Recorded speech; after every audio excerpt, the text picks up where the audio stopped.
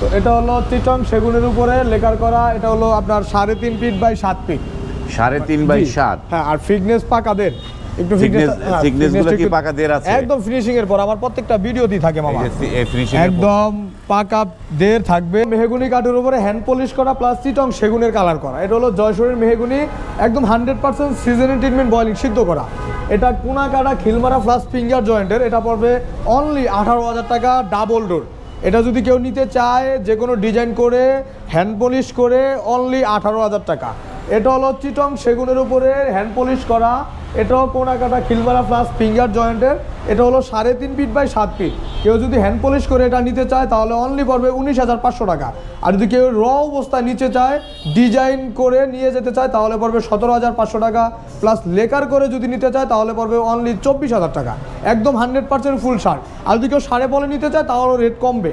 আর এটা হলো গামারি কাঠের উপরে হ্যান্ড পলিশ করা। দেখেন মামা, একদম ফিনিশিংটা একটু দেখান না। গামারি কাঠে কিন্তু আঁশ থাকে, এই ঘাটে কোনো আঁশ নাই, একদম এতটা সুন্দর করে ফিনিশিং দেওয়া হয়েছে।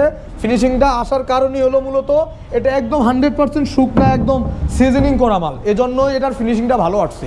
আর অনেক কাঠের ফিনিশিং আসে না, সেজন্য এটা কাঁচা কাঠের জন্য। তো এটা পড়ছে অনলি 9,500 টাকা।